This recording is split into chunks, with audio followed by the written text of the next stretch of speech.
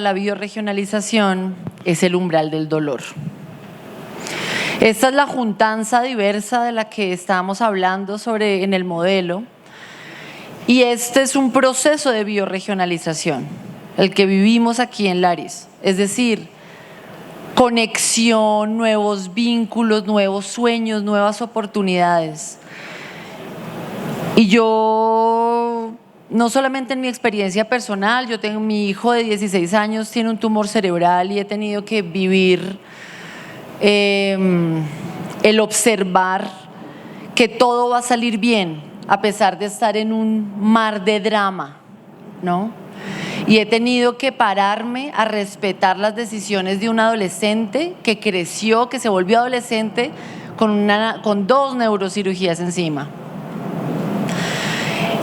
He visto la destrucción de los territorios y de los ecosistemas en Colombia por gente pagada, flujos de dinero que venían del narcotráfico para violar niñas y destruir comunidades indígenas y deforestar todo el piedemonte amazónico cuando recorría el territorio en los 90s. Y lo que tenemos es dolor. Lo que no queremos hacer es sentirlo. Y la única manera de salir del dolor es atravesándolo, honrando el dolor. Porque queremos decir, ay, es que la regeneración y todo es muy lindo y miren y venderlos, ¿no? Miren fondos de inversión, es que somos tan lindos, miren la vida. O sea, usted no ve en la vida, qué dolor que no la vean, el colmo que no la vean, de verdad. El colmo que todavía estemos persiguiendo rentabilidad por encima de la vida. Eso es el colmo, eso me duele mucho y me da rabia.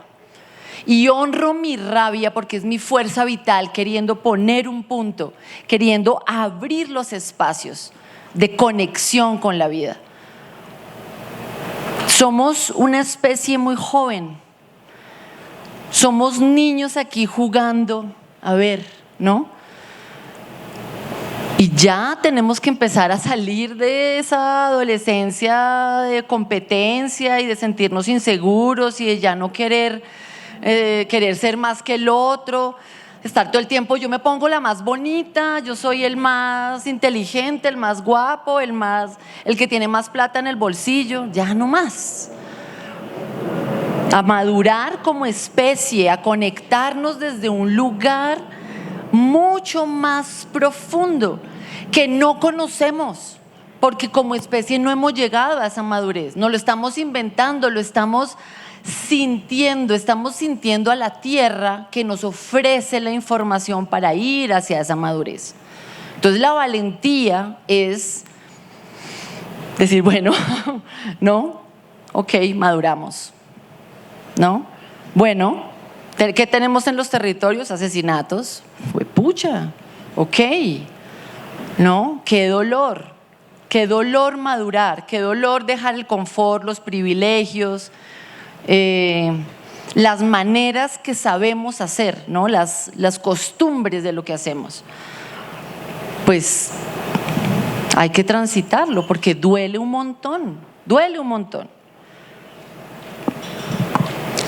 Entonces, me gustaría que con estas palabras todos anotemos en alguna parte qué es lo que más nos duele, tanto en lo que hacemos como en lo que vivimos, en lo que sentimos, en lo que… Y eso, o sea, ¿qué le puede doler al capital para no invertir en la vida? ¿Dónde está el clic? Sí, así, 10 segundos de reflexión y apúntenlo, por favor.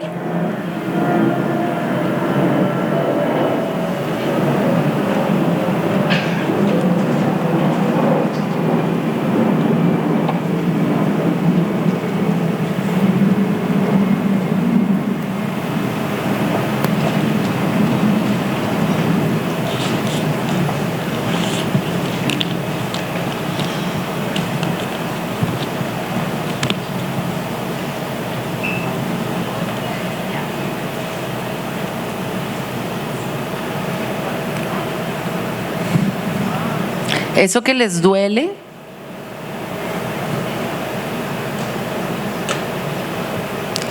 busquen la raíz de por qué les duele eso. ¿Por qué queremos ser validados? ¿Por qué queremos controlar? ¿Por qué no queremos sentir el dolor? Todos esos obstáculos, cuando uno los ve, como que ¡puf!, pasan a otro lado. No es tan difícil, lo que pasa es que duele, entonces no queremos evitarlo, ¿sí? Pero en realidad, cuando lo vemos es como que se esfuman los dolores. ¡Uf!, ¿no? Y la tierra lo que nos está diciendo es que ya no estamos en el punto de estar amarrados a nuestra historia personal, que tiene una línea, una cola de 12.000 años de oscuridad o más, ¿no? ¿No? La menstruación en las mujeres es un efecto de abortos sucesivos por la colonización de territorios que se dieron en violaciones y violaciones y violaciones, que se volvió un hábito para los humanos, ¿verdad? De niñas y mujeres, hasta el punto en que biológicamente estamos programadas para limpiar el útero constantemente. Entonces, dolores, llevamos más de 12.000 años de dolores. Entonces, salir de todos estos dolores es ver cuáles esas semillas, esas rabias profundas y soltarlas, atravesando el dolor. Duele, tenemos que llorar. Las lágrimas son el sistema de evacuación, de eliminación de un exceso de neuropéptidos vinculados a emociones. Uno llora de felicidad, llora de tristeza, llora de rabia. Cuando hay demasiados, las lágrimas eliminan ese exceso. Entonces es importante llorar. Los hombres que casi nunca lloran, ¿no? Pobrecitos. Las mujeres que somos unas lloretas, ¿no? Bueno, soy feliz por haber dicho todo esto.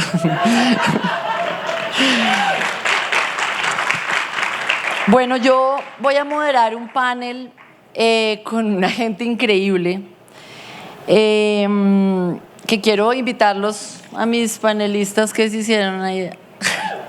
Ahí está Belén, solamente lista. Gustavo, por favor. Greta, no sé qué se hizo. Daniel. Bueno, muchísimas gracias por... Sí, sentémonos acá. Este panel, que además es donde yo quiero meter la energía, ¿no? Yo trato de poner mi atención. Si uno pone la atención, por ahí se va la energía. Si uno le pone atención a las noticias, la energía se va hacia esos lugares, ¿no? Si uno pone atención a la vida, la energía se va por ahí. Entonces mi foco ha sido siempre traer la vida, ¿no? A poner el foco en la vida. Y aquí tenemos a un grupo de gente absolutamente increíble que ha puesto la atención en la vida. Y como todas estas son tan buenas noticias, ¿cierto? Y vamos a hablar entonces de estos territorios vivos, de cómo la vida está en los territorios, y cómo han sido estos caminos de la vida en Latinoamérica, cómo es esto de poner el foco en la vida. Entonces, voy a comer, ¿cómo es que es?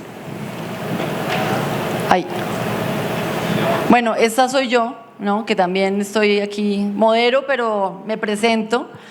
Yo me defino como traductora de la biosfera, ¿no? Estudié biología, hice una tesis en biología evolutiva, un modelo evolutivo, y luego lo apliqué con biomímesis a los sistemas sociales, y trabajo con territorios en todo el país, en todo Colombia, haciendo estos procesos. Allá son nuestros territorios y estas son todas las iniciativas que hemos mapeado, que tenemos que poner en la plataforma del NAR. Y este era el mensaje de lo que hemos estado trabajando, ¿cierto? La escala de la regeneración emerge como ese proceso vital de la restauración de la erosión social, ¿no? Que es recuperar la vitalidad, que es sanar esos dolores para tener mucha más. Jung decía que los dolores, los traumas guardan, son capturados adentro de la psique con energía vital. Entonces, cuando uno va y sana esos dolores, pues tiene más vitalidad. Entonces, hace parte.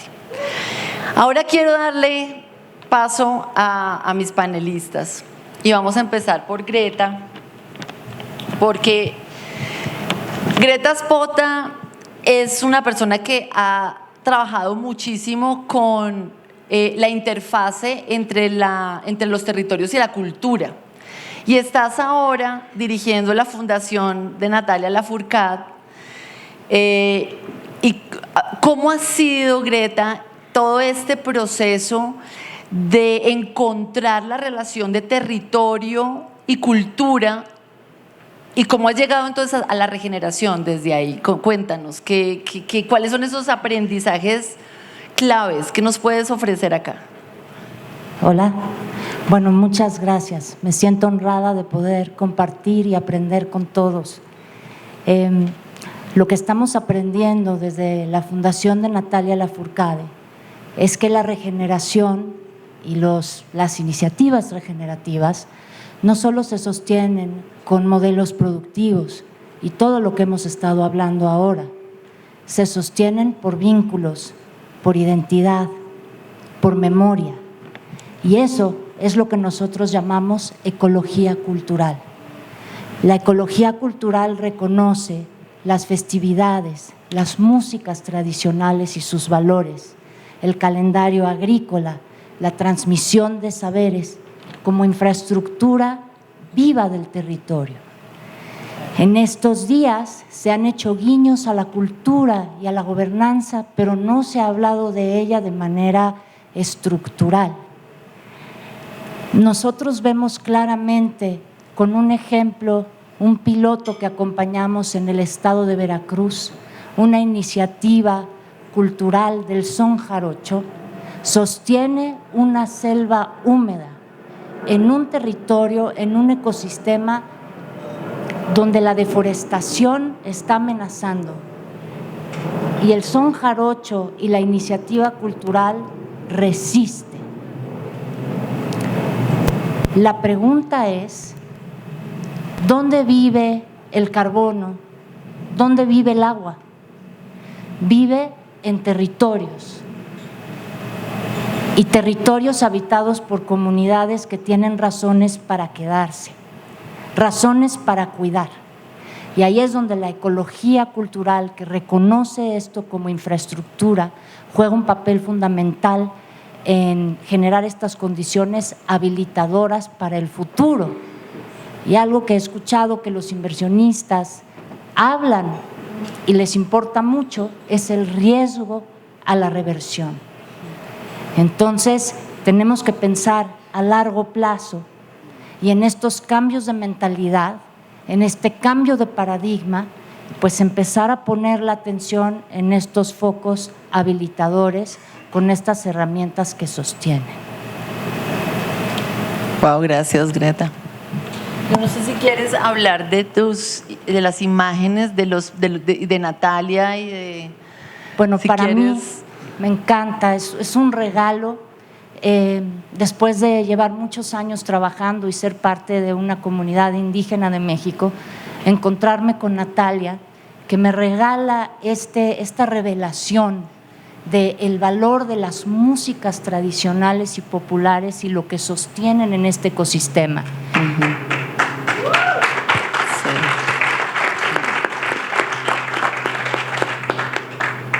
Y desde la voz de un artista que me hace entender, como hemos hablado aquí, que el monocultivo agota y la diversidad multiplica, pues la diversidad de actores trabajando, colaborando es necesaria.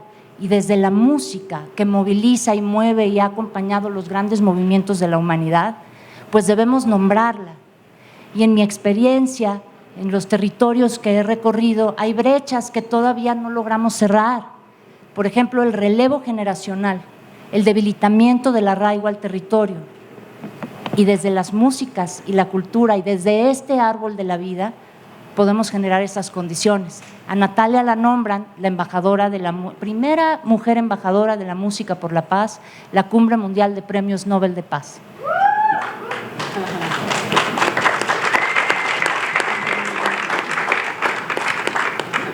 Y quiere canalizar su legado de una manera seria, profunda, con indicadores, medible y con un equipo que está en la intersección de regeneración, territorio, y aquí la tienen, aquí la acompaño, aquí me pongo al servicio.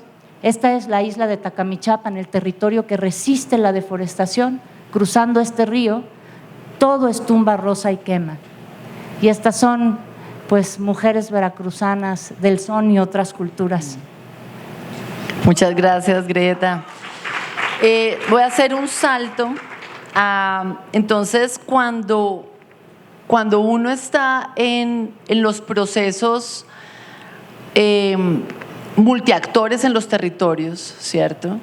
Cuando uno está, ha llevado y ha trabajado en muchos territorios, como Pablo lo ha hecho a través de la Fundación Avina, ¿cuáles son esas lecciones de colaboración, de entender el territorio? Pablo, cuéntanos cómo se interlaza y desde una perspectiva también, bueno, y entonces cómo financiamos, ¿cierto? Bueno, Fundación Avina lleva más de 30 años trabajando en los territorios y sin duda que ha sido uno de los procesos más ricos de aprendizajes. Nosotros nos gusta caracterizarnos como orquestadores de procesos colaborativos, multiactores, multinivel, pero nacimos como una fundación donante, rica, ¿no? Rica en recursos para distribuir, y cuando eso te genera un enorme riesgo cuando vas a los territorios, ¿no? Porque es el riesgo del poder del dinero. Tuvimos que bañarnos en humildad y entender lo que puede a nosotros aquí hoy parecernos obvio, que el dinero, las finanzas, los vehículos financieros son medios para, y entonces empezamos a entender mucho mejor cómo teníamos que pasar a una escucha activa en los territorios, a entender profundamente en territorios donde hay estas presiones que recién Laura y antes Rodrigo también mencionaron, las presiones que desatan violencias, cómo el dinero puede ser también un generador de violencia. Entonces, ¿cómo empezamos a mitigar esos riesgos y empezamos a construir de alguna manera y aprender en territorios metodologías como la importancia del diálogo de saberes, los saberes de los pueblos originarios, pero también de los saberes académicos, entender las modalidades de gestión que obedecen a tiempos diferentes. Por allí, otra vez, desde nuestra oficina, con lógica de proyectos, creemos que las cosas se tienen que hacer de una forma tal, pero cuando llega esa propuesta a ser deliberada públicamente en los territorios, en los colectivos, los tiempos también son otros. Y hay que aprender de ese proceso, de esa dinámica de gestión local. El rol de las mujeres, absolutamente clave, por supuesto, un aprendizaje directo.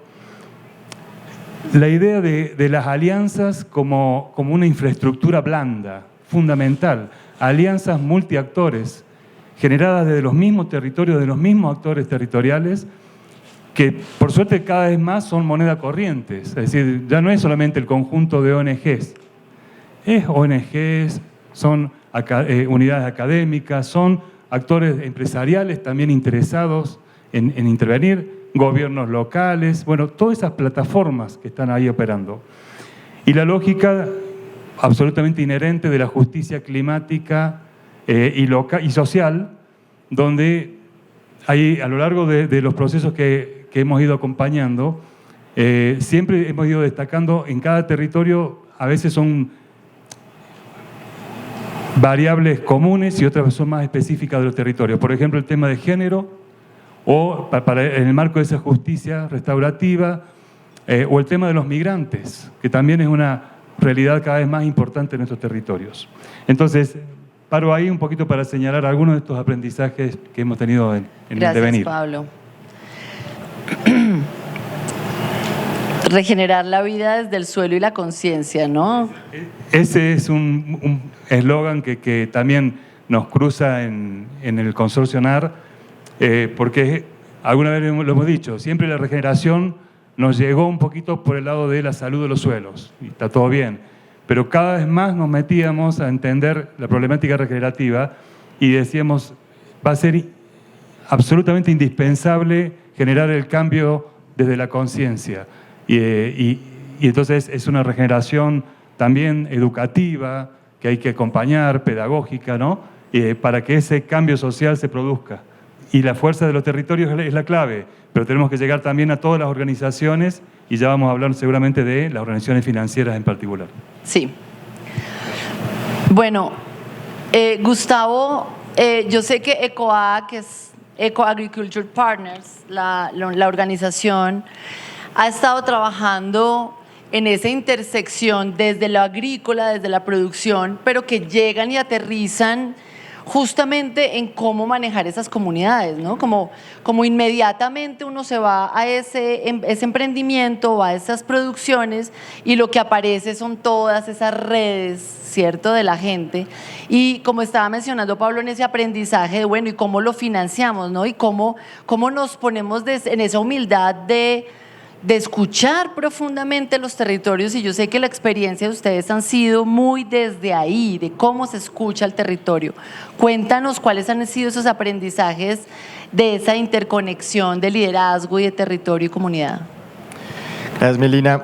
Sí, efectivamente, ICOAG, por acá está también mi colega Max por ahí sentado, llevamos más de 20 años trabajando en lo que es el manejo integrado de paisaje. Y con los territorios, precisamente, pues hemos estado trabajando en la construcción de herramientas, de manuales, de guías, un poco para dar ese acompañamiento a partir, digamos, de esa escucha muy atenta en ese proceso de cómo se generan esas plataformas multiactor, cómo se genera esa confianza. Y esto parte pues de una constatación muy básica que se ha repetido en varias de las intervenciones acá, y es que pues los retos que estamos enfrentando pues no funcionan en silos. Cuando hablamos de clima, cuando hablamos de biodiversidad, cuando hablamos de todos estos grandes retos de las policrisis, pues no funcionan en silos, y pues por eso terminamos, digamos, aterrizando en lo que es el paisaje o bioregiones o paisajes bioculturales, esto que digamos todos tenemos con el mismo nombre, y es lo que vemos allí directamente en la pantalla. Es pasar, digamos, de tener estos actores, tenemos de pronto el sector académico, el público, el privado, la agroindustria, todos hablando un idioma diferente, a lo mejor ni siquiera dialogando, y pues empezar, digamos, a tener una visión de largo plazo del territorio de modo integrado. Y quisiera solamente a lo mejor pues mencionar dos puntos que quisiera como resaltar, y el primero es sobre la gobernanza participativa. Pablo ya mencionó algo al respecto, y es importante que esto se haga de forma participativa e inclusiva en estos territorios, porque si no el proceso se cae, no dura, fracasa en el tiempo.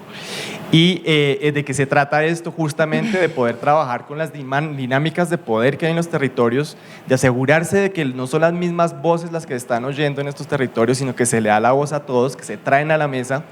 Y esos son procesos también que incluyen incluir a las mujeres, incluir a los jóvenes en estas mesas donde están tomando las decisiones, donde se están pensando los territorios a largo plazo. Y todo esto son procesos que son largos, son procesos de largo plazo, no estamos hablando de ciclos de proyecto, estamos hablando de 10, 20 años, y pues justamente, y seguro lo vamos a hablar un poco más adelante también, de cómo el financiamiento pues tiene que adaptarse a estos ciclos. Y lo segundo que quisiera pues de pronto resaltar allí es muchas veces lo que yo considero que son las actividades pues más importantes de un paisaje, de una bioregión, son las menos financiadas.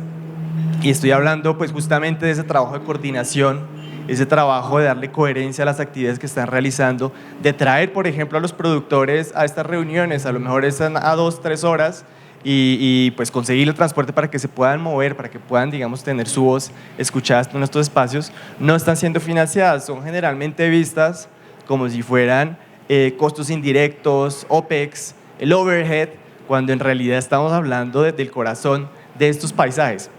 Y esto, digamos, en términos financieros, tiene unos efectos muy, muy positivos al final del día. Estamos reduciendo la transacción, los costos de transacción, se reducen los riesgos de conflicto y pues esto en el largo plazo, pues lo que estamos hablando es que estos paisajes de eso dependen para que en 10, 15, 20 años pues sean financiables, sean habitables y pues que puedan mantener una producción. Sí. Entonces, esos dos punticos quería traerles sobre un poco la experiencia que tenemos desde ICOA y pues lo que estamos viendo en esta historia que llevamos trabajando con territorios.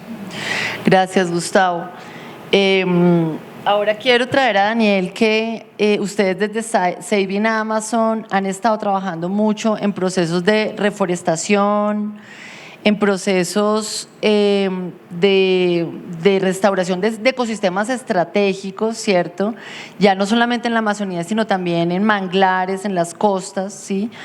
Y han estado, digamos, vinculando, ya entendiendo cómo es el rol de las comunidades, incluso desde ahí, ¿no? Como el deseo de las comunidades de hacer todas estas restauraciones.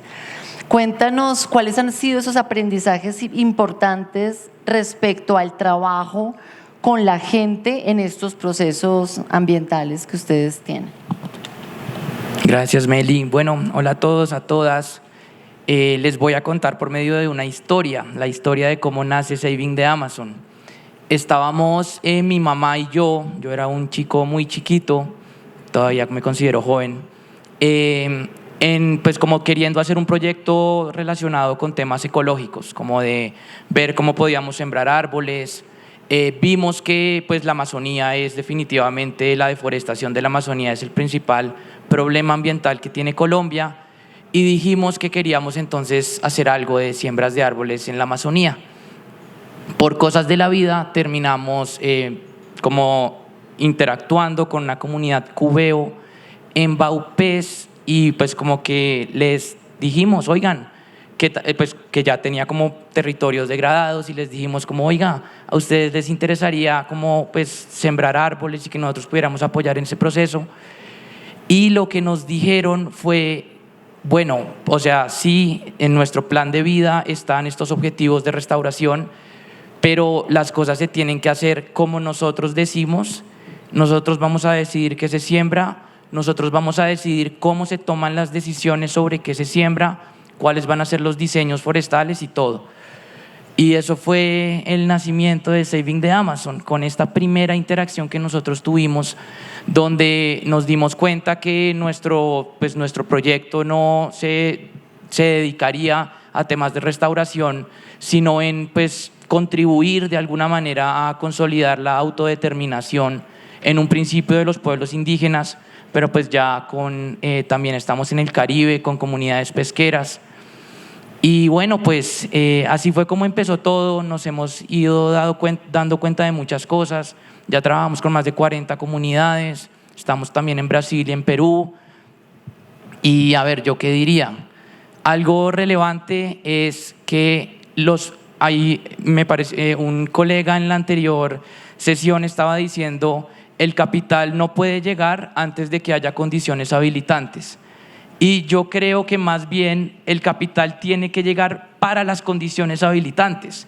O sea, es en las condiciones habilitantes después que las cosas se pueden como que llegar a lograr, como estaba diciendo acá también el colega. Entonces, pues algo que nos hemos dado cuenta es cómo podemos no solo permitir que haya autodeterminación de los pueblos y pues como que reforzar esos planes que anteriormente ya tenían hacia sus territorios, sino pues cómo podemos asegurar que sus planes sean inclusivos, que todo el mundo tenga una voz, que si entonces un capitán está en desacuerdo con alguna cosa, ¿cómo hacemos para pensarlo en largo plazo?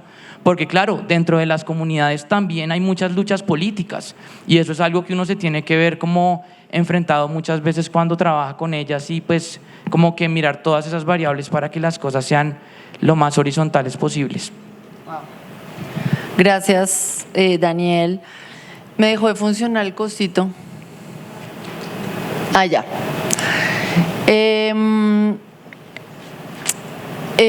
No sé si quieras decir tu frase, hablar de tu frase. No se trata de cumplir sembrando, sino de asegurar que la regeneración funcione de manera sostenible.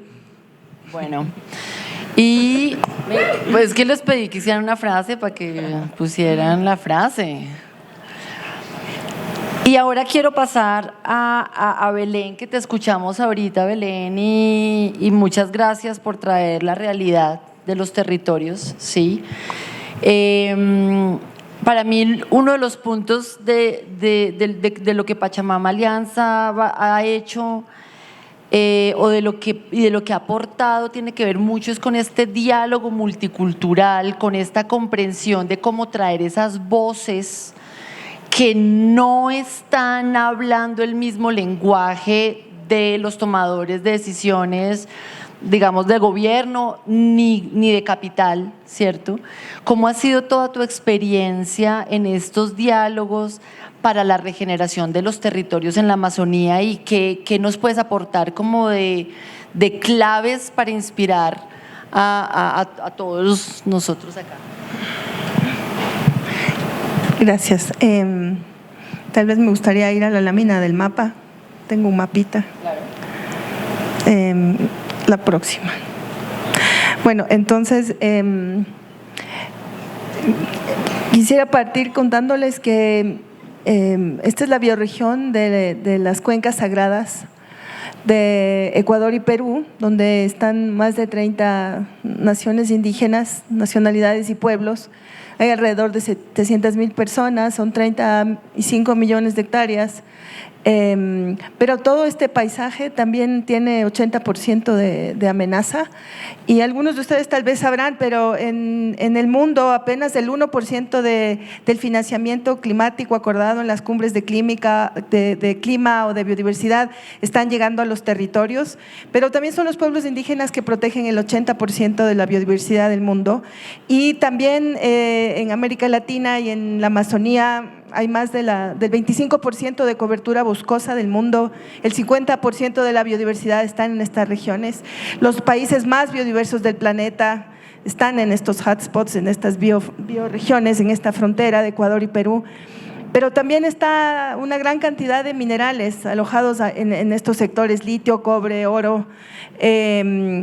Y hay una disputa hegemónica, geopolítica, con mucha tensión sobre estos territorios. Y esta no es una historia nueva, es parte de cientos de años de extractivismo y de extracción y de sistemas de opresión y de violación de derechos de pueblos indígenas.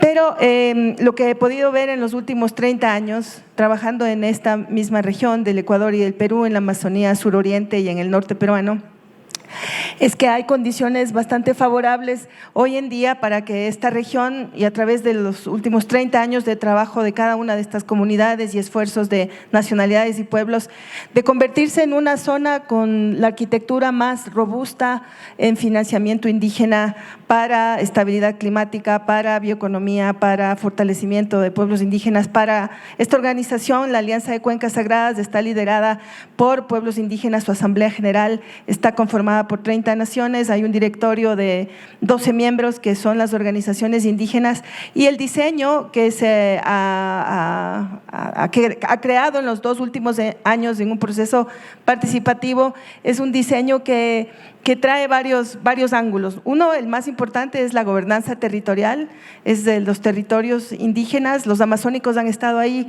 en esta región más de 12,000 años. Hay mucha historia en la Amazonía, pero la gobernanza territorial hoy en día es lo más vital y se ha conformado un sistema de gobernanza financiera para evitar que el tema político y el tema financiero esté ligado y pueda darse paso no solamente a recibir fondos del Estado o filantropía o de gobiernos o de banca multilateral, pero también ya del sector de inversiones de impacto que puedan habilitar espacios de infraestructura en donde se puedan generar nuevos mecanismos, y de hecho este es el mecanismo financiero de las cuencas sagradas del Perú y del Ecuador, que está bastante avanzado, no solamente en el diseño metodológico, como había mencionado Laura hace unos días, trabajamos con Samantha Powers, que es una persona que ha publicado y ha liderado el concepto de BBF, de Financial Mechanism para las bioregiones,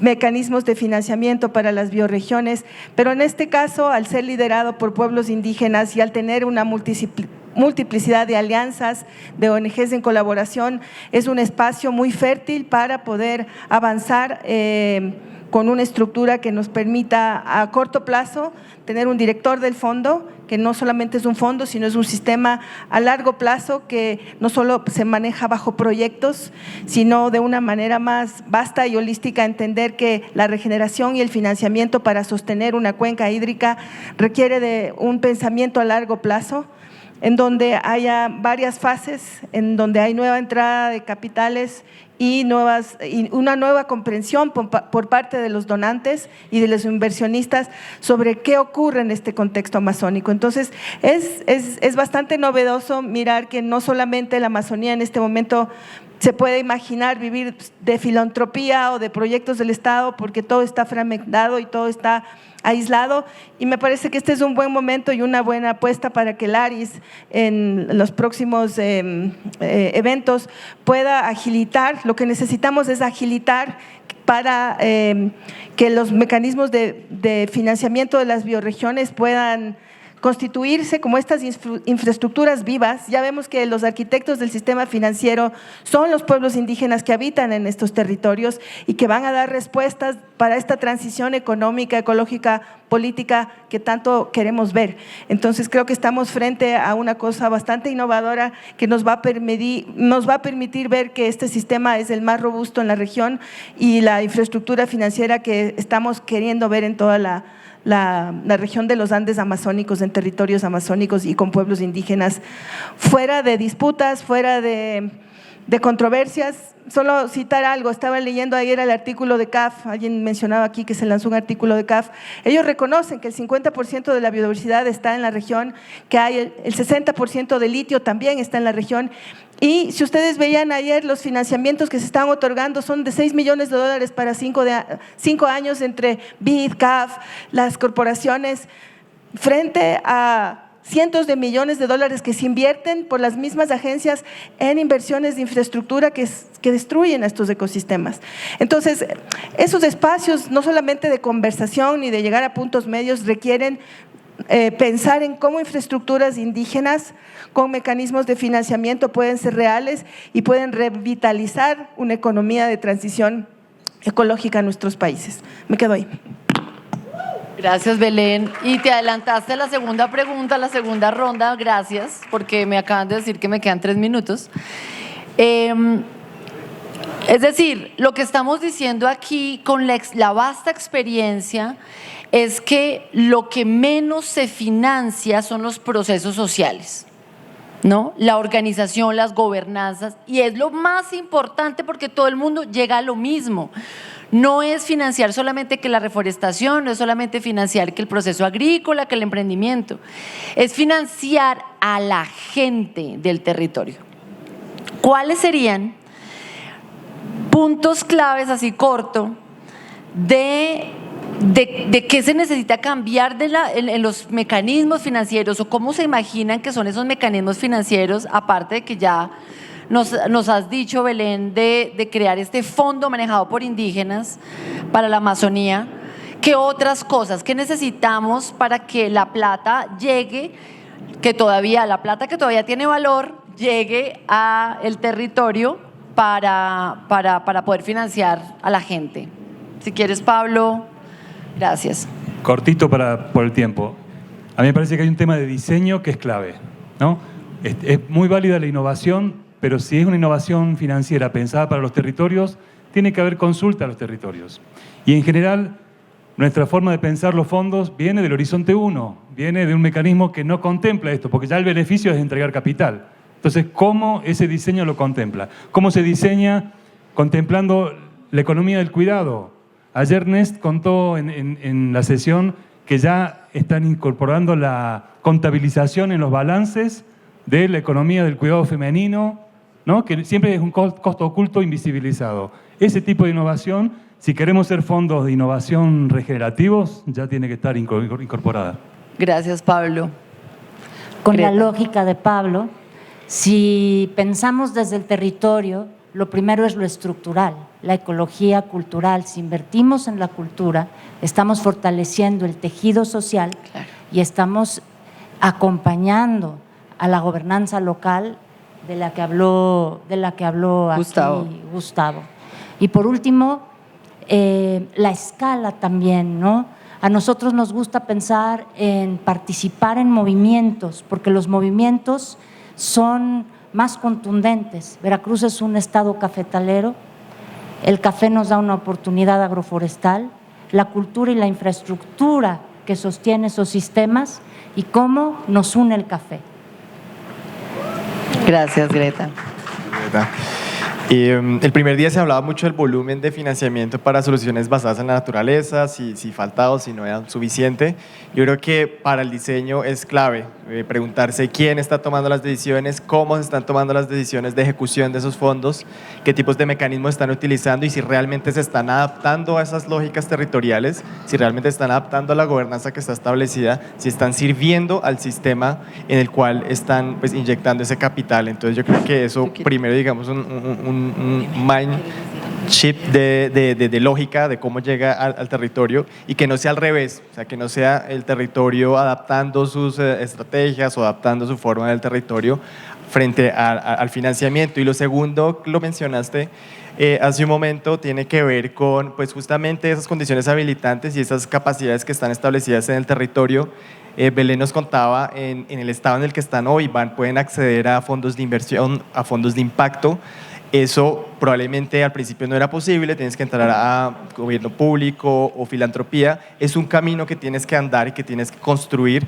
Entonces esas condiciones habilitantes, esas capacidades en el territorio para que los fondos puedan realmente llegar y servir a un sistema que esté estructurado, creo que también es muy importante poder hablar de una cartera de proyectos y servir, digamos, a esa estrategia que está a nivel territorial. Creo que eso también es clave pensarlo antes de llegar. Gracias, Daniel. Bueno, yo creo que en primera instancia algo que muchas veces se nos olvida y es como cuando se está trabajando con una comunidad es entender qué ha pasado anteriormente con otros proyectos que han sucedido en esa comunidad. O sea, la Amazonía es el cementerio de proyectos de ONGs que llegaron y se fueron y después como que uno no sabe qué pasó. Entonces como que de ahí hay un montón de historias aprendidas de la manera en la que se proyectaron, de cómo es que se hizo toda esta conversación. Entonces como mirar de manera específica, si se puede, cada comunidad, cuál es su historia para ver entonces qué es lo que más puede ser beneficioso. También pues que los presupuestos sean participativos. Nosotros en Saving de Amazon tenemos dinámicas distintas dependiendo de la comunidad específica, de que entonces si hay 5 pesos, entonces cuántos pesos se van a ir a la organización comunitaria y esos 5 pesos entonces se van a distribuir en un año, en 6 meses o cada mes se va distribuyendo un poquito y pues que eso dependa también de cómo es que la comunidad quiere distribuir eso desde un principio, que eso vaya desde ahí. Eso pues también es otra recomendación y que sean flexibles. Sobre todo, que yo creo que es algo muy difícil para estos grandísimos capitales que están siempre pensando como de una estructura, pero pues la historia que nosotros hemos vivido, sobre todo en la Amazonía, es que a veces de la nada, sin que tú tengas ninguna previsión, la comunidad pues como que necesita que haya una reunión de toda la comunidad que puede llegar a ser un gasto de dinero importante que no estaba para nada planeado en los presupuestos y pues uno tiene que estar necesariamente preparado para eso porque o si no pues ahí es donde las cosas empiezan a corroerse el tejido social. Muy bien, gracias. Belén, ¿tú quieres agregar una última cosa? Por favor. Sí, esto es pensamiento sistémico y en este recorrido necesitamos profundizar en estos espacios las métricas adaptadas a los territorios con aspectos que midan la prosperidad, el bienestar, los bosques vivientes, todos los derechos juntos y las certificaciones de cómo lo estamos midiendo también tienen que ser propias, tienen que ser robustas y tienen que ser capaces de poder interesar a financiamiento externo, pero con financiamiento con créditos y préstamos a muy bajo interés que nos permitan en 10, 15 años fortalecer todos estos procesos de los que les estamos contando hoy día. Gracias, Belén. Y yo diría que no. O sea, como el gato. o sea, sí y no. miren, la Amazonía ha sido extraída. Y eso, ¿qué significa la extracción? Que todos los recursos se monetarizan y se ponen números en una cuenta bancaria, ¿sí? Y ahora estamos viendo que se necesita que ahí esté la vida, que haya decisiones territoriales para cuidar la vida. Hay que simplemente bajar eso otra vez. Entonces a mí la deuda no me parece. Pero bueno, a ver, los que quieren seguir con deuda. Pero, ¿cierto? O sea, entre cómo hacemos gerencias económicas propias, fondos propios, que generan un sentimiento de arraigo y de pertenencia a través de prácticas culturales, a través de procesos de producción, a través de conversaciones multiactores y que nos permite, ¿cierto?, simplemente tejernos con el territorio, ¿no? Eso es lo que hay que financiar. Y Greta, ¿tú quieres decir una última cosa? Les agradezco infinitamente un minuto más, que se me olvidó mencionar algo relacionado con lo que dices. La diversidad que se necesita en los mecanismos de financiamiento responde a la red de valor de todos los que participamos. Las fundaciones evolucionadas que intentan, como la nuestra, desde la filantropía solidaria, desde proyectos que nacen en el territorio con una visión de generar condiciones habilitadoras para que ahí se instalen los emprendimientos comunitarios y los emprendimientos que están aquí en el showcase, son fundamentales. Entonces, no olvidemos la inversión necesaria en toda esta red, desde el capital semilla que detonan las fundaciones hasta los emprendimientos que nacen y se instalan en ellos. Y yo diría al revés. Primero y más importante es restaurar el tejido social, ¿no?, la erosión social, y ahí van empezando a tener sentido un montón de emprendimientos que ya sí son de inversión. Pero la gran cobija, ¿no? Lo puedo decir más fuerte, pero no más claro.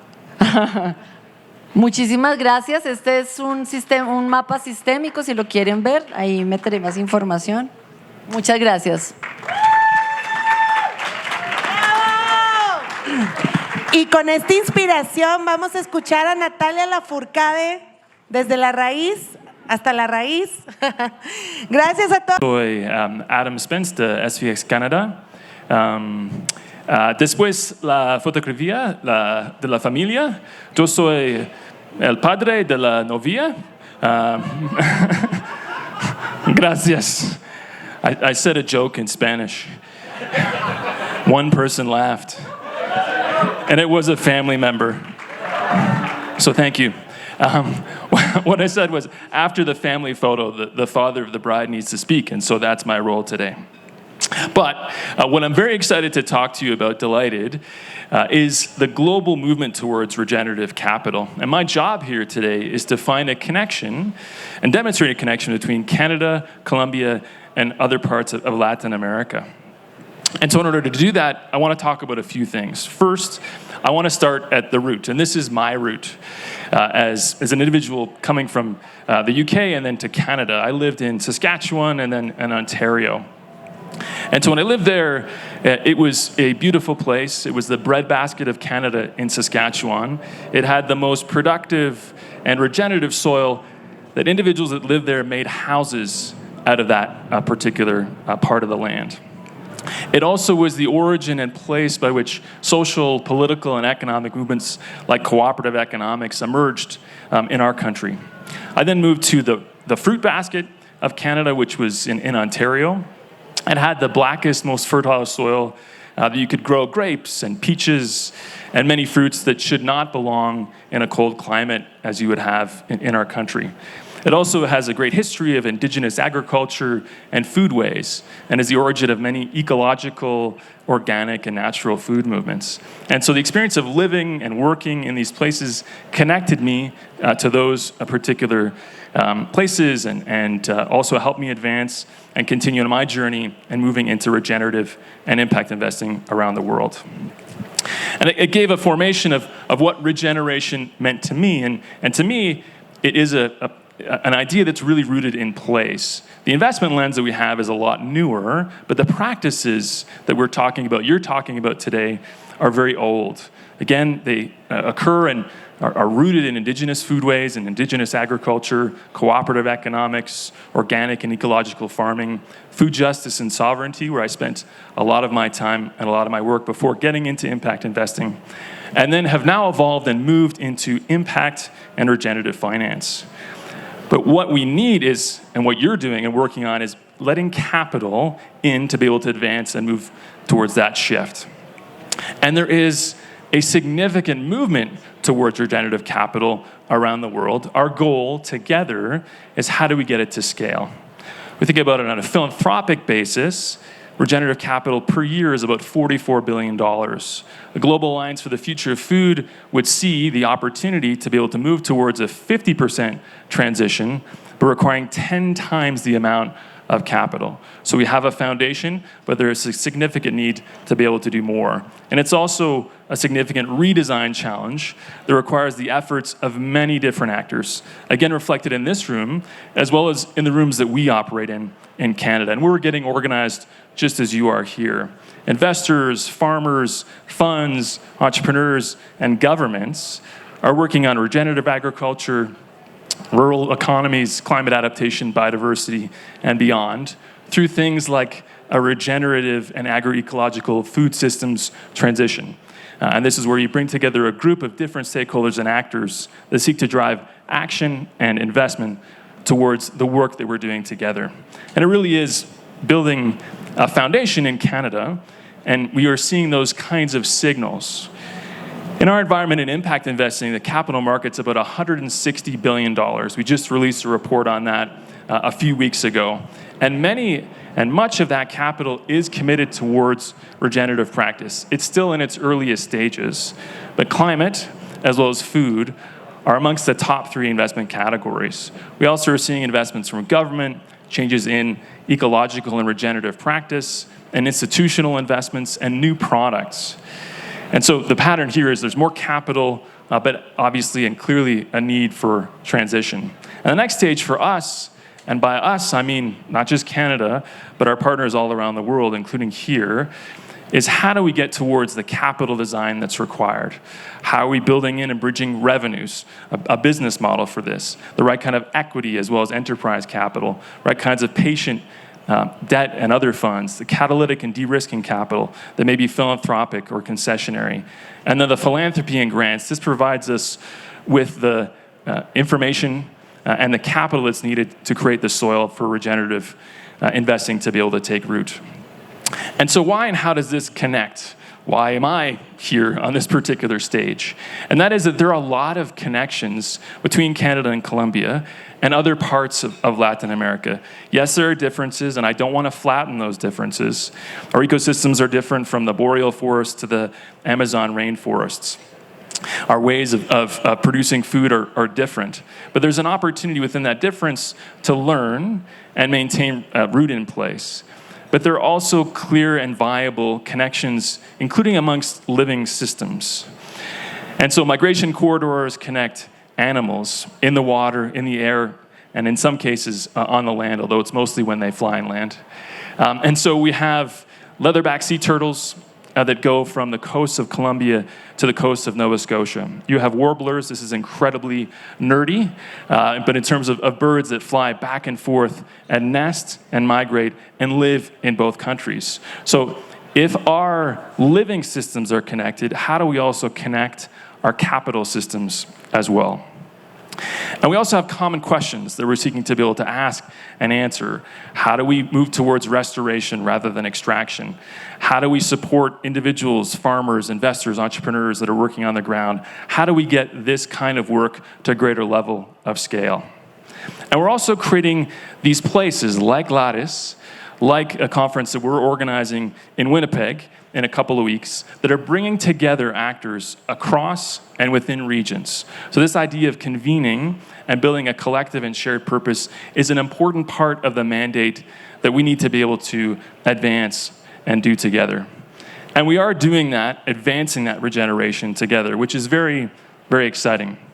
We have a number of folks here we're going to have a conversation with from Ecotierra and Sirona, our partners at the Government of Canada, and all of you. We are not doing this in isolation. There is that connection not just amongst leatherback sea turtles and warblers, but the individuals that are involved in enterprise, investment, and the regenerative ecosystem. And so this offers us a lot of opportunities.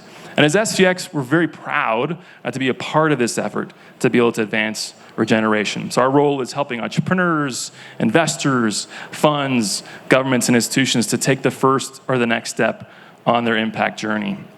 We do that across Colombia, Mexico, US, and Canada through a variety of different means, including through this particular event. So knowledge products and programs, capital strategies, fund management, platforms, and systems change initiatives, where we work alongside others to be able to enable their strategies, from conservation impact bonds that allow the rewilding of habitats in Ontario and in Canada, or the programs like PAIC. I hope folks are coming out to the event tomorrow, which is going to be really great.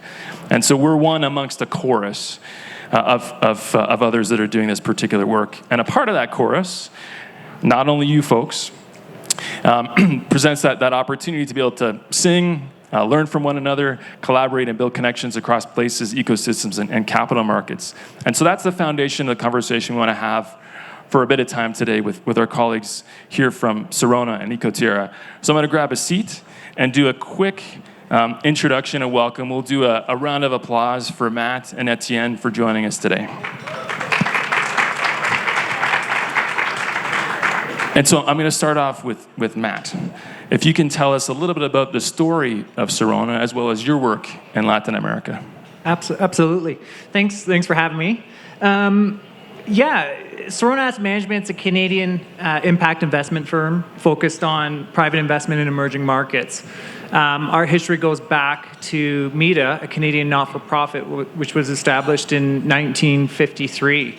And one of the early lessons that MEDA learned was when they were working with Paraguayan refugees after the Second World War.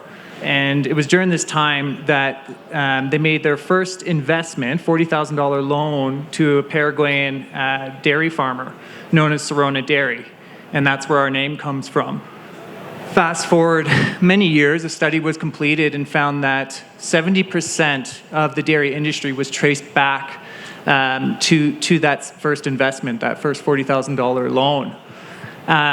Today, Sirona, we manage US $350 million. That's through our commercial fund-of-fund programs, but then also a mandate for the Australian government that focuses on climate and gender in Southeast Asia and Pacific.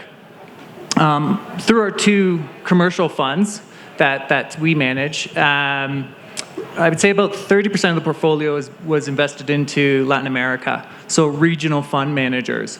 And it was, I would say, more in the consumer goods, some agriculture, technology, and climate. There's some great opportunities in Latin America. And for our third fund that we're currently fundraising for, we still have that in our pipeline, some pipeline opportunities with some of these regional managers to continue investing in Latin America. Wonderful. Many thanks, Matt. Let's go to Etienne. Tell us the story of Ecotierra and as well what you're doing with Fondo Urapi. Oh, thanks, Adam. So Ecotierra, we are, first of all, a project developer. So we work since year 2010 in Latin America, mainly in Peru at the beginning. And we design projects with communities, mainly with cooperatives or association of smallholders, farmers within the coffee and cocoa value chain. Some nuts, some honey, but mainly coffee and cocoa. And we work for years for others, let's say investors, for cooperation agencies, things like that. And then almost now 7 years ago, we decided to create a fund, Urapi Sustainable Land Use Fund. So we made it, we invested, and now we are invested in 4 projects in Latin America. So it's a $50 million fund with a big ticket, I think, to work with smallholder farmers. So we developed an overall monolistic approach to be able to really invest at farm level. So to make it possible to invest at farm level with smallholder farmers, we do invest all over the value chain. So building mills, warehouses, carbon project, access to market, and things like that, to de-risk our investment and make it possible. And we are now raising a second fund with pipeline in Brazil, Peru, some ideas in Colombia, Guatemala. So we are coming back with new projects soon. Many thanks. We're going to go into a bit of a deep dive, kind of behind the curtain a little bit, to get your sense of what's happening here, as well as, again, the connections between our regions and countries. So I'll start first with Matt. So you invest out of across Latin America, Europe, Africa, many different places. And one of the categories or areas where you invest in is regenerative investing. Let's talk about Latin America. What do you see as the strengths or challenges of investing here? Yeah, absolutely.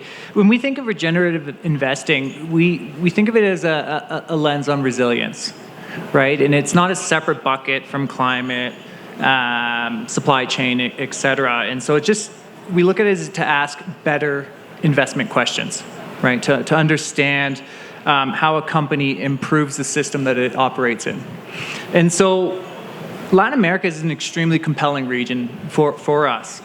We see a strong entrepreneurial ecosystem, which some of the presentations that we saw yesterday, there's lots of great ideas.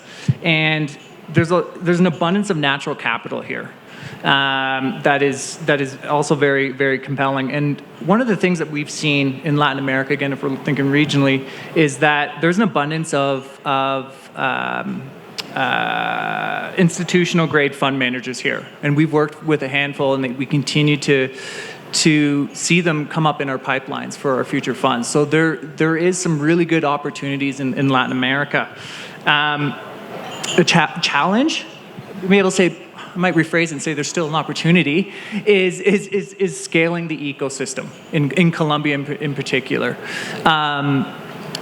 And that's through different channels of capital. It not only to build an ecosystem, it's not just capital, but there's also what we've learned through our experience with the Australian mandate is to build an ecosystem, it's capital plus technical assistance is really needed to create that governance, create that ecosystem and a learning environment.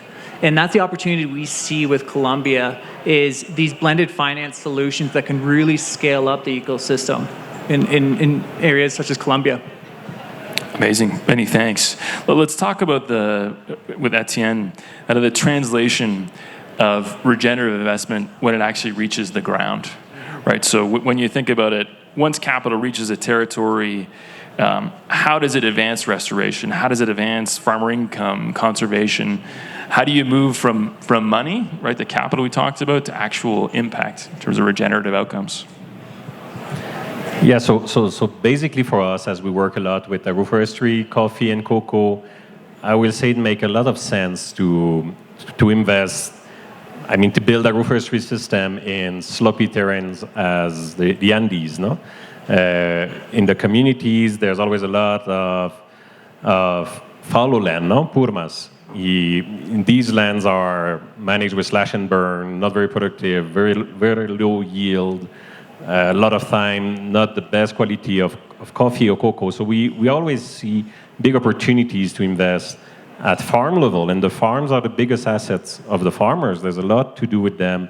In most of the cases, it's possible to multiply by 7 up to 10 times the family incomes of the farm with small investment compared to the result possible. So the opportunity for us is clear to make it regenerative because, thanks. No, because basically it makes no sense to manage this kind of sloppy terrain with chemical inputs. Make no sense anywhere for me, but especially in sloppy terrain because of the erosion. The soil will be more acid, loss of terrain, loss of fertility, and the farmer don't have the financial capacity to buy conventional fertilizer, conventional pesticide when the price of the coffee or cocoa go very low. So it's make a lot of sense. It's natural, and that's what they want to do in a lot of cases. The challenge now we face, it's about the bad information. So a lot of companies are selling glyphosate, saying that's organic, and things like that. So we face big challenge talking with the small farmers because there are not a lot of people to work on farm. Glyphosate, it's easy to use. It's the same with some pesticides. So I think we need to make it maybe more sexy to be sure that the youth stay at the farm and still develop a long time farm. No? Amazing. I think it makes sense. Although Canadians making regenerative investing sexy is probably a difficult thing, unless it was Ryan Reynolds or Ryan Gosling. But they're not here right now, so we'll wait for them to attend a future Lattice conference, maybe next 2027. So I want to talk about the capital question again, and Matt, you touched upon this. I think it's important, right? And we saw there the stat, right? So let's say there's $40 billion currently invested, philanthropy, government, and investment capital. It needs to go up 10 times. Yeah. But how do you deploy that? What are the purposes? What should we be financing? How should we strengthen communities, entrepreneurs, et cetera? Yeah, I really think it comes down to the capital structure, right? And I'm going to touch upon these blended finance structures again. With regenerative, and this is my experience, is LPs, what we're hearing now is they want liquidity, right? And longer lockup periods, it's difficult for LPs to really swallow at this point, right? And our commercial funds are 10 to 12 years, right? And when we think of maybe regenerative investing, there is a bit of a mismatch. It could be a mismatch, right? Some projects can take 8, 10, 12, maybe even longer. So the question becomes, how do we make that attractive? And that's where I do believe these blended finance solutions can really make a difference.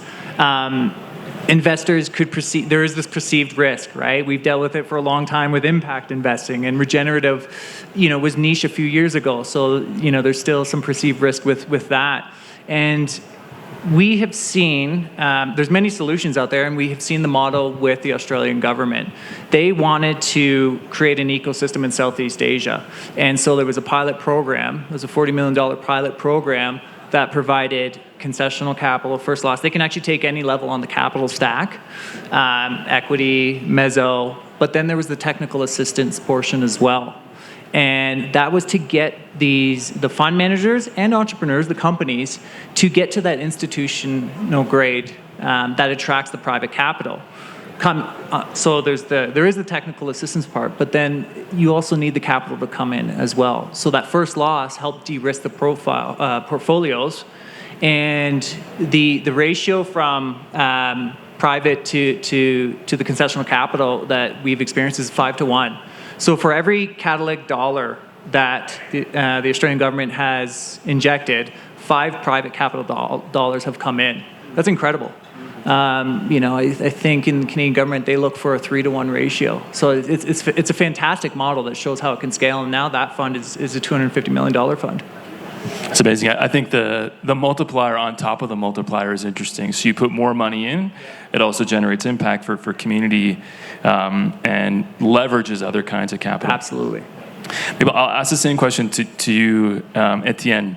And so Elon Musk wakes up tomorrow, an entirely different person, and he says, I will move $400 billion a year into regenerative. Well, he doesn't have that much, but he'll help advance that.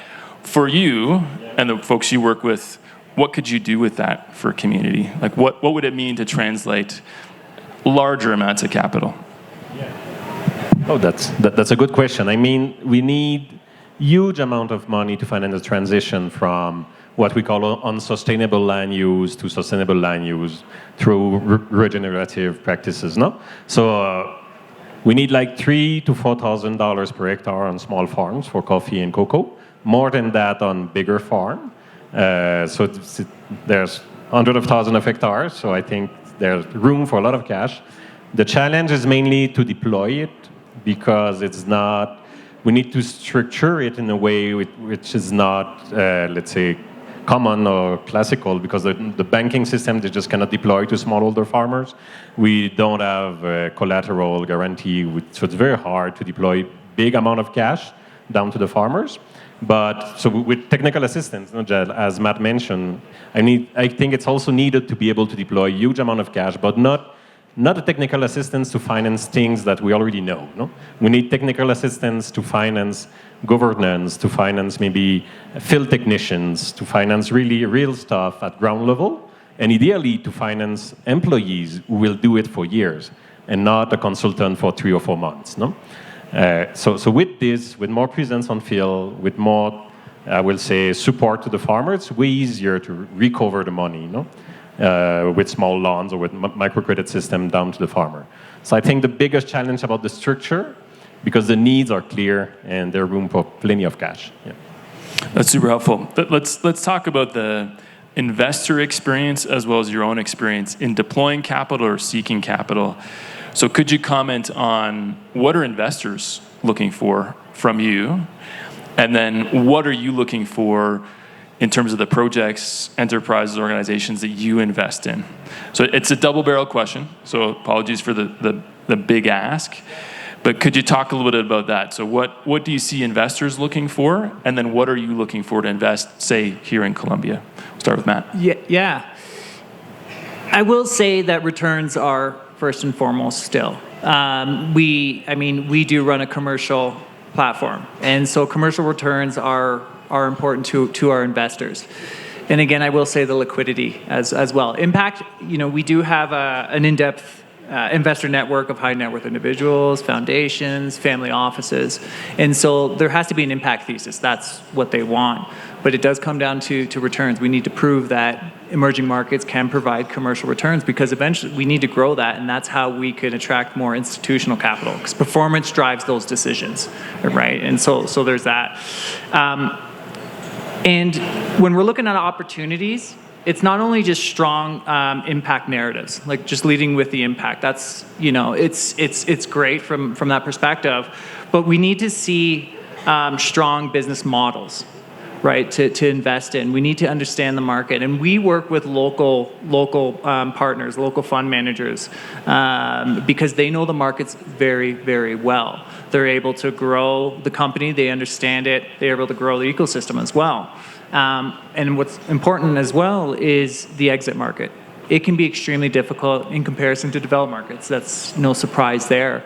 But working with these institutional grade fund managers that have, they're on their second or third fund, that provides a strong investment opportunity for us. Excellent. Many thanks. Etienne, same question. What are investors looking for?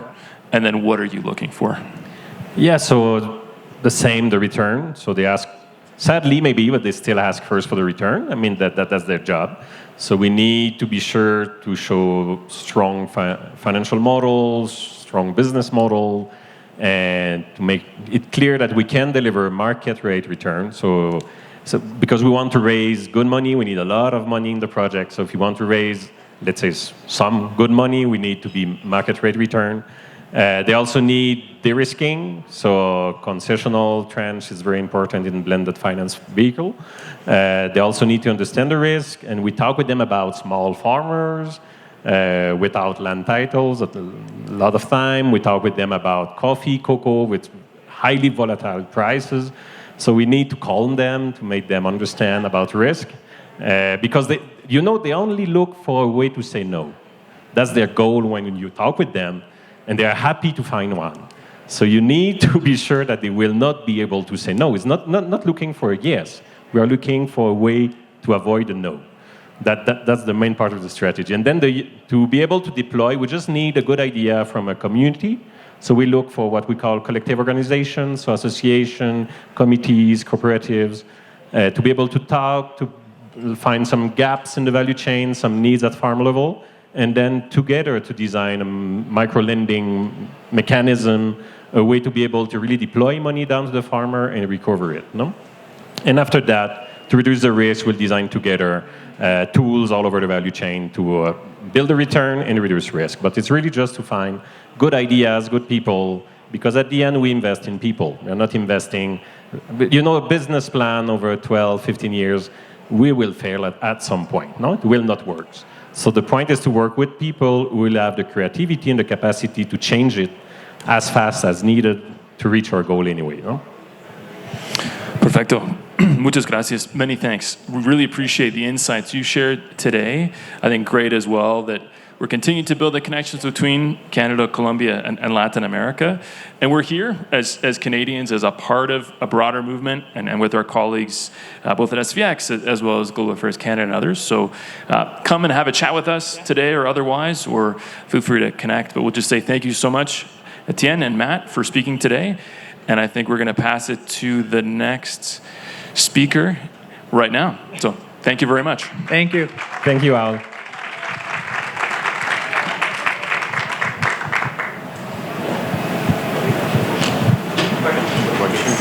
I know.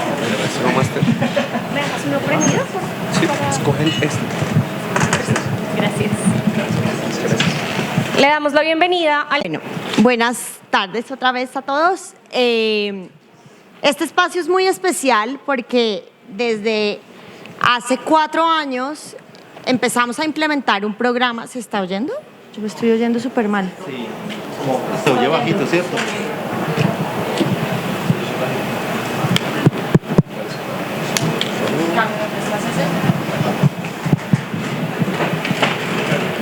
¿Qué lo hace con la pantalla? Ya la estamos solucionando. Aló. Gracias, gracias. Hola. Vale. Hace 4 años y después de un trabajo largo entre XBX México, XBX Canadá, se empezó a tejer lo que hoy llamamos PAIC. PAIC es el programa de apoyo a la inversión de impacto en Colombia. Es un programa financiado por el gobierno de Canadá que tiene un objetivo muy claro, muy específico, pero también muy ambicioso. Con este proyecto, lo que se buscaba en su momento y por lo que seguimos trabajando hoy en día es por lograr robustecer, fortalecer y crear más conexiones en el ecosistema de inversión de impacto. Con esto en la cabeza y entendiendo cuáles eran esas necesidades, cuáles eran esos catalizadores para poder mover hacia la inversión de impacto, empezamos o identificamos 2 elementos críticos. Lo primero, lograr tener un programa que lograra entregar recursos catalíticos al ecosistema y esa entrega de recursos catalíticos lograra movilizar y traer más capital de privados y de terceros hacia el ecosistema y hacia las inversiones que en ese momento se hablaban de inversiones de impacto. Y el segundo objetivo fundamental que es lo que vamos a hablar ahorita, es ese capital tiene que ir acompañado de un fortalecimiento. Entonces el segundo objetivo es cómo entregamos fortalecimiento que permita que los diferentes actores del ecosistema logren avanzar hacia sus objetivos y lograr profundizar el impacto.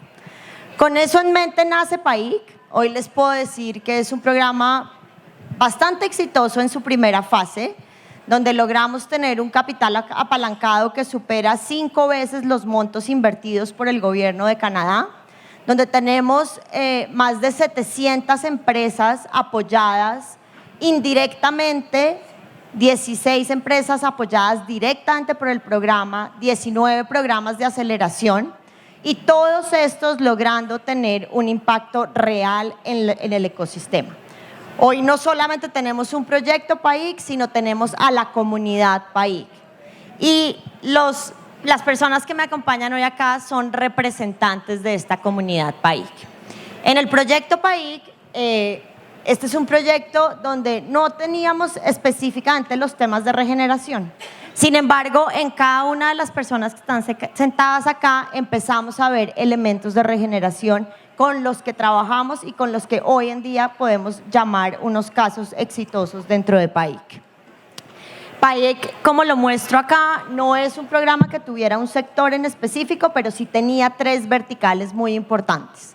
La primera, todo lo que tenía que ver con desarrollo rural, acción climática y biodiversidad, y la última, los temas de equidad de género. Y así todas las empresas, los fondos, las aceleradoras, los inversionistas con los que hemos trabajado a lo largo del programa tocan por lo menos alguna de estas verticales.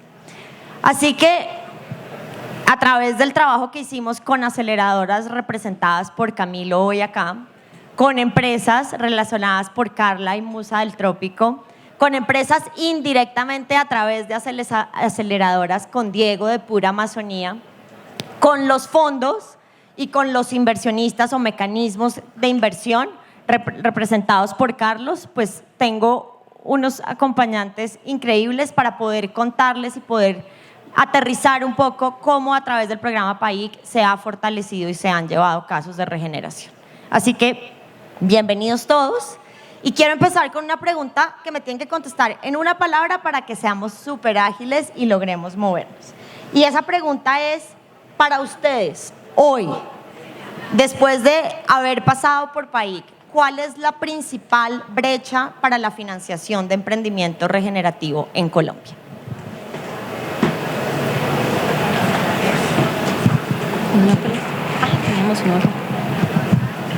Bueno, muy buenos días para todos. Nuevamente Diego Castro de Pura Amazonía. La principal brecha, nosotros desde la Amazonía colombiana, es precisamente ese diálogo que tenemos dentro de las comunidades. Las comunidades están persiguiendo un objetivo y a veces los inversionistas o los programas están persiguiendo otro, o a veces es el mismo objetivo, sin embargo el diálogo o el discurso es un poco diferente, por términos coloquiales, por términos muy locales de cada territorio. Gracias. Camilo. Bueno, yo soy Camilo, trabajo en El Minuto de Dios. El Minuto de Dios, si los que no son de acá de Colombia, a las 7 de la noche prenden el televisor. Es el programa de televisión más antiguo del mundo. Lleva 71 años, un padre, un minuto habla a la comunidad. Lo que hemos encontrado de brecha es la siguiente: cuando uno habla con los emprendedores y les dice les va a llegar un grant, nos dicen no, pues yo no tengo cuenta de ahorros. Y es como así, no, es que acá lo único que llega es el banco agrario, pero hacer una gestión en el banco, eso es súper demorado. Lo único que tenemos es por ahí Nequi. Entonces creo que hay una brecha gigante entre lo que un inversionista cree que un emprendedor debe tener y lo que un emprendedor en un territorio alejado puede acceder. Y así, a su vez, si no tienen una cuenta, pues tampoco pueden tener cuentas de sus empresas. Entonces vemos todo eso a la mano, en cuadernos, en la cabeza. Entonces cuando les preguntamos, bueno, ¿y cómo es tu flujo de caja? ¿Cómo son tus estados financieros? Son como, pues no sé, yo vendo un montón, pero no tengo ni idea. Y es el caso de Marcelo, que lo aceleramos, recibió un grant, fue a sacar una cuenta de ahorros, le dijeron, no, acá esto no se puede, eso es para lavar plata, ¿quién dijo? Y le preguntaba a usted cuánto vende. En la plaza de mercado vendían alrededor de 500 millones de pesos semanales, pero él no lo tenía en su cabeza. Entonces creo que esa es una gran brecha, entender eso. Bueno, yo me sumo al mismo sentimiento de brecha, pero lo voy a decir en otras palabras, y es como no tenemos espacios de conexiones improbables. O sea, que puedan conectarse en personas que están en universos diferentes. Yo, por ejemplo, pude acceder a este grant porque soy de formación socióloga y en mi propia estrategia de cómo iba a hacer con ese sueño que tenía, dije, no tengo capital relacional, tengo que construirlo. Pero a eso llegué por mi formación. Generalmente una persona en el cotidiano de la operación no piensa en eso. Entonces, la manera en la que yo pude acceder a esto, a diferencia de muchas otras personas increíbles que están haciendo cosas en la ruralidad colombiana, es que toca a uno construir esa ruta estratégica porque no existe. Gracias. Bueno, desde mi experiencia, hay un momento en que un emprendedor, y todos los que están acá que son emprendedores lo saben, cuando ya comienzan sus primeras ventas en ese famoso Valle de la Muerte y trata de comenzar a salir. De ahí a que llegue a equilibrio, lo que se conoce como el middle middle. Y en esa etapa, donde está saliendo el Valle de la Muerte, pero todavía no llega a equilibrio, es ahí donde hay una brecha de recursos financieros importantes. Bueno, muchas gracias. Creo que si unimos esto con lo que acabamos de oír de la perspectiva de inversión en Canadá, no son muy distintas. Las brechas de las que estamos hablando son las mismas y lo que necesitamos es ver cómo podemos facilitar el acceso. Y entonces ahí, Carla, me encantaría oír desde tu experiencia y si nos cuentas muy brevemente qué hace Musa, quién es Musa, quién eres tú, pero sobre todo cuáles son como esas condiciones con las que debería llegar ese capital, porque las brechas existen y luchamos y trabajamos contra ellas, pero cuando llega el capital no siempre llega de la manera que se necesita. ¿Qué nos puedes contarles? Bueno, yo soy la creadora de Musa del Trópico. Hace 5 años decidí emprender y fundé esta empresa con el objetivo de generar esas acciones concretas de transición con los productores y con las empresas que dicen: wow, listo, le copio a la agricultura regenerativa, pero dígame esto en la operación, ¿qué significa? Entonces tenemos un portafolio educativo que acompaña y genera estas condiciones, y también diseñamos e implementamos proyectos en campo como agroforestas, bosques comestibles, etc. Para nosotros, y que fue el ejemplo con lo que pasó con PAIC, primero tuvimos una autonomía en el uso de los recursos, es decir, hay una invitación a cuál es el foco estratégico de este recurso, pero tuvimos una libertad, y esto es muy importante porque los recursos que están en esta brecha del Valle de la Muerte a los que acceden los emprendedores, generalmente públicos, no te dejan esa libertad, te dicen en qué, cómo te compran las herramientas, y lo hace un operador que no tiene ni idea de tu negocio, y eso digamos que genera ahí reprocesos. Entonces, uno es la confianza en este emprendedor que está haciendo las cosas, y lo otro es que precisamente en esta brecha uno se está enfrentando a cosas que el financiador cree que uno ya resolvió, como entender un flujo de caja, cuál es mi rentabilidad, dónde estoy perdiendo dinero, cuál es el que no es negociable. Nosotros estamos en el lado romántico muy claro, en el tema de los números no, y el financiador a veces da por hecho, sobre todo si son de otras estructuras y otros países, que yo ya entiendo eso como emprendedor. Entonces creo que hay que tener ese punto de partida, y es de entrada no asumir que el emprendedor lo tiene resuelto, sino acompañarlo en ese proceso para que pueda hacerlo. Buenísimo, Carla. De tu respuesta saco un punto que me parece clave, y es muchas veces más importante que el monto del capital que llega es cómo llega acompañado, y cuando me refiero a cómo llega acompañado es ese capital, o lo que llamamos de capital inteligente, que llega con conexiones, que llega con confianza, que llega a apoyar el negocio, y ese capital muchas veces puede ser mucho más catalítico que un monto más grande que llega solo y sin acompañamiento. Gracias por eso. Diego, tú eres Pura Amazonía. Pura Amazonía fue, como les conté ahorita, una empresa acelerada por una aceleradora, parte del programa PAIC. Yo conocí a Diego de casualidad, porque estábamos buscando en Caquetá una empresa que hubiera sido parte de alguna de las aceleradoras apoyadas por PAIC, y llegamos a Diego. Y cuando llegué a Caquetá me encuentro con una empresa completamente distinta a lo que me estaba imaginando, y con una historia detrás de la empresa muy importante. Pero quiero preguntarte, Diego, en ese camino que tú has recorrido, ¿por qué es tan importante? A ver, tu camino lo has construido con tu comunidad, con tus proveedores, respetando lo que ellos creen y lo que ellos hacen. Y yo me atrevo a decir hoy, después de 2 años largos de conocerte, que eso es gran parte del éxito que ha tenido Pura Amazonía.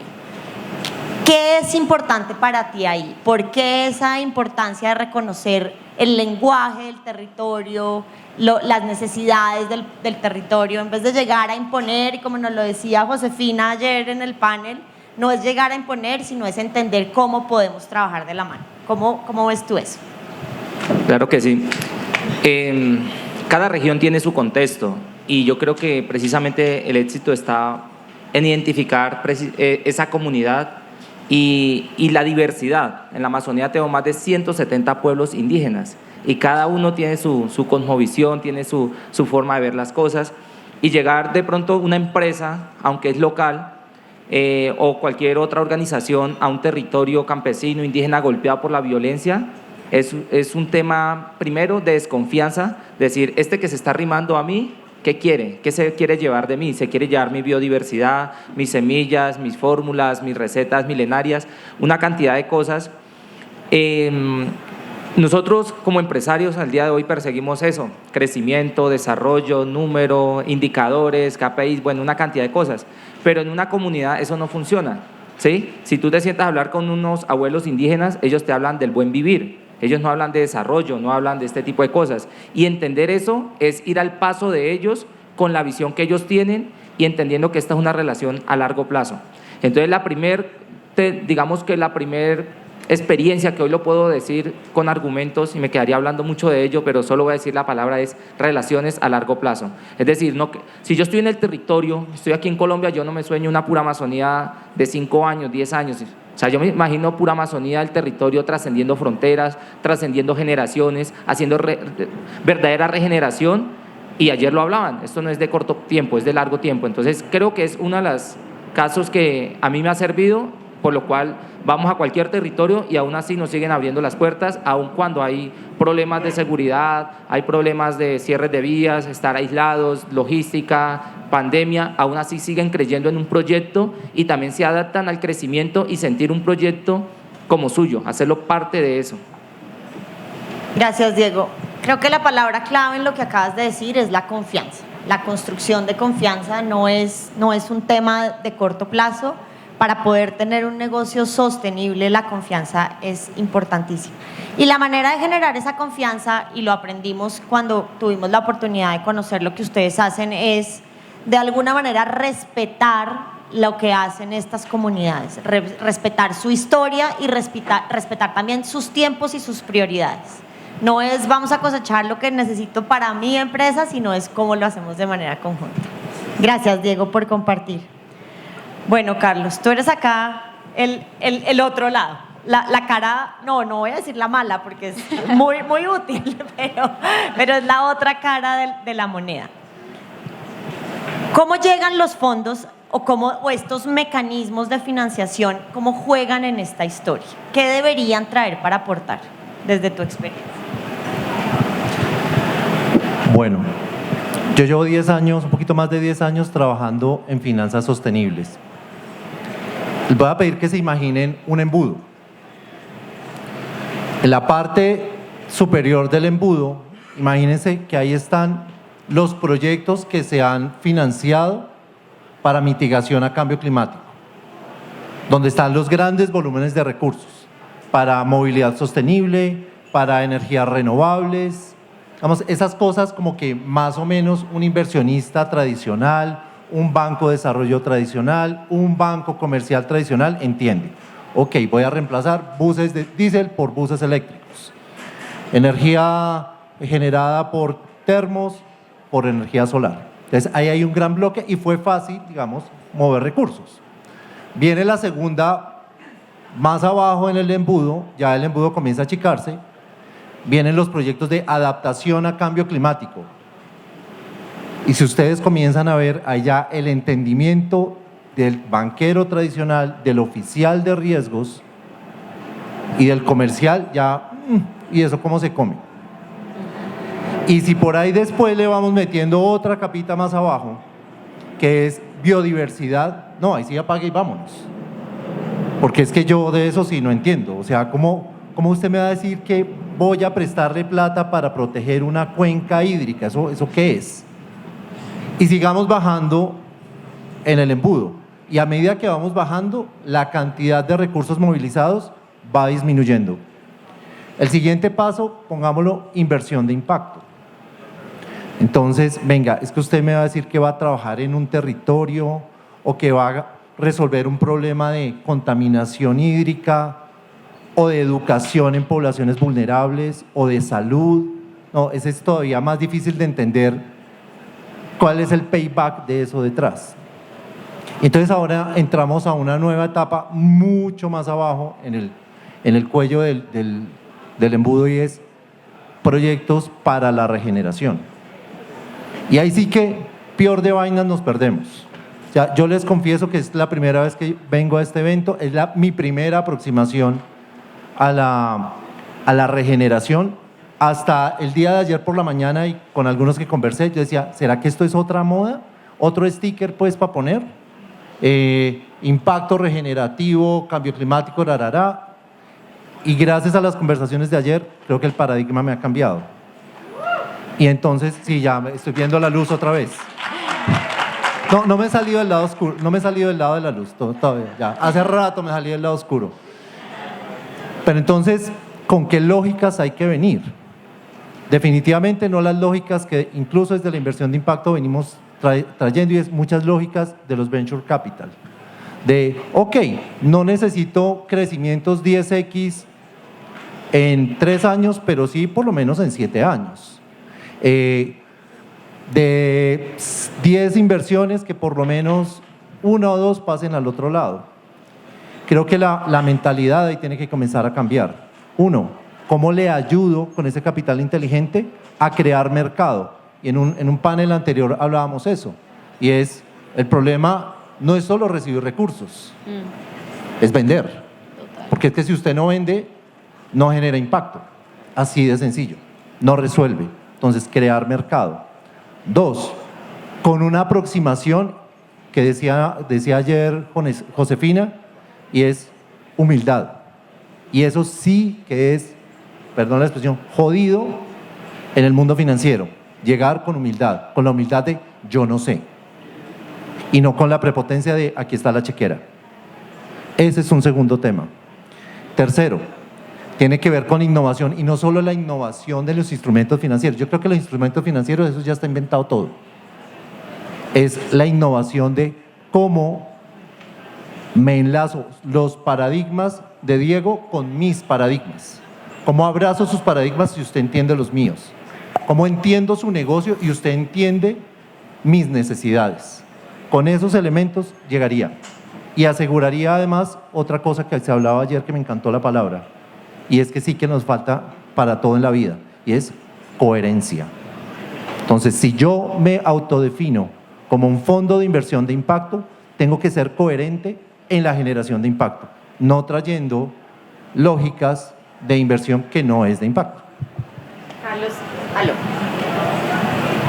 Me encanta lo que dices. Me quedo con que tenemos en el mundo de inversión de impacto heredados muchos paradigmas de venture capital, y creo que sin duda esto es una cosa que tenemos que empezar a romper. Pero además creo que los mecanismos que se deben utilizar para financiar la regeneración hay que pensárselos de una manera distinta, porque hay que entender las necesidades. Por lo mismo que mencionaba Carlos, Camilo y Diego, necesitamos buscar mecanismos que estén alineados con las necesidades del territorio, con su lenguaje, con el ser pacientes, con generar formación cuando llega ese capital. Cami, ustedes desde Uniminuto son unos actores muy relevantes dentro del ecosistema, y yo me atrevería a decir que tal vez son el actor que está en más partes del territorio nacional gracias a la red educativa a la que pertenece. Pero además ustedes se han preocupado por desarrollar estos mecanismos. Cuéntanos porfa de Catalyst y cuéntanos de tu experiencia. Bueno, yo les quiero contar una historia del padre García Herreros, que fundó el Minuto de Dios. Cuando él arrancó a crear las casas, llamó a la Universidad Nacional al decano de arquitectura y le dijo: necesito que me ayude en el barrio a crear los planos de la casa, de las casas. Entonces el decano le dijo: listo, padre, voy a ir con unos estudiantes. Él fue con los estudiantes y le dijo: bueno, padre, ya miramos, vamos a hacer un estudio y volvemos. El padre le dijo: ¿sabe qué? No me sirve, porque los pobres no dan espera. Y el profesor lo que hizo fue quitarle los cordones a los zapatos a los estudiantes y les dijo: hagamos el plano de una vez. Para nosotros, en el Minuto de Dios, los pobres no dan espera y los emprendedores no dan espera, y en el territorio rural menos. Entonces, preocupados por eso, cuando hablábamos con los fondos, nos decían: no, el ticket de inversión mínimo son $100,000, si no, no me interesa. No, el ticket de inversión, y una comunidad necesita menos. Si tú le das a una comunidad $1 millón, se vuelven locos. 100,000. ¿Qué diseñamos? Un fondo de inversión que les presta hasta 20 millones de pesos Ellos han sido muy puntuales en pagar, vamos creciendo en estados financieros y más adelante lo hacemos. Entonces lo hicimos con el PNUD, se convenció al PNUD y se llama Catalyst, prestamos estos créditos para comunidades y nos fuimos enfocando. Al Minuto de Dios le interesa mucho el tema de la paz. Nosotros trabajamos con 3 actores: firmantes de la paz, víctimas del conflicto y estos son los de ley, los militares que se acogieron a la JEP. Ellos también necesitan ayuda. Entonces nosotros nos enfocamos en esos 3 actores y les estamos prestando estos créditos a bajo interés y han funcionado muy bien. Mientras llegamos a los $100,000, que en algún momento lo vamos a hacer. Gracias, Cami. Y de lo que nos cuentas, me quedo con que la formación no solamente la necesitan los emprendimientos, la necesitan los inversionistas. Y eso es clave para lograr esa comunicación. Nos quedan 2 minutos y medio y a mí me toca dar ejemplo porque pues si no me mata. Entonces, voy a hacerles una pregunta y les voy a pedir que yo les voy a ir dando la palabra y lo contestamos de una manera muy, muy breve. La pregunta es la siguiente. Nos vamos a imaginar que nosotros 5 tenemos el poder hoy de cambiar la relación entre el capital y los emprendimientos regenerativos. Entonces, ¿qué cambiarían ustedes? Con esa varita mágica, qué harían? Y voy a empezar contigo, Carla, desde el emprendimiento. ¿Qué cambiarías? Que este tipo de encuentros sean en el lugar más apartado y más lleno de biodiversidad en Colombia. Súper, nos vamos para el territorio entonces. Diego, tú, con tu varita. Me la robó. Pero creo que vivir el Laris el año pasado y esto acerca mucho precisamente a fondos, a inversionistas y a emprendimientos y se rompe esa barrera, ese distanciamiento. Entonces yo creo que hay que construir más espacios y no de un año, sino más permanentes, en el caso del territorio. Nos ha pasado con empresas, proyectos escribiendo que uno les intenta explicar en un proyecto y quieren cambiarlo. Entonces le decimos, vengan al territorio, vengan al territorio. Cuando van al territorio, escuchan a una persona, su historia, su finca, dicen, ya entiendo lo que me quería decir. Nos ha pasado cantidad de veces también. Súper. Cami, tú, bueno, desde el ecosistema. Sí, perdón también mis reflexiones con el padre, pero quiero contarles. Una viejita muy adinerada le decía al padre, padre, cuando me muera le doy mi herencia. Hasta que un día le dijo, usted se demora por ahí en morir unos 20 años, deme la plata y yo con esa plata ayudo a más personas. Lo que yo les diría es, a los inversionistas, dejen tanto cálculo. La comunidad en los territorios tiene las herramientas, confiemos, soltemos eso y para eso están las aceleradoras y hay un ecosistema. Hay que confiar. Esa sería mi reflexión. ¿Y tú, Carlos? Yo me voy a robar algo que dijo Luis esta mañana de OPEPA en otro panel y es, yo con mi varita mágica procuraría o aseguraría más bien que el capital financiero sí o sí lograra movilizar capital social, capital natural, capital cultural y capital humano. Que detone esos 4 capitales del capital financiero. Si no, no me sirve ese capital financiero. Gracias a los 4 por compartir y yo les voy a decir que me voy muy feliz, no solamente de este panel, sino del Laris, porque llevamos 2 días y medio hablando de esto y no he oído la primera vez a alguien decir que nos hace falta recursos. No nos hacen falta recursos. Lo que nos hace falta es la manera como canalizamos y conectamos. Pero eso es un avance. Antes decíamos que es que para esto no había plata y sí.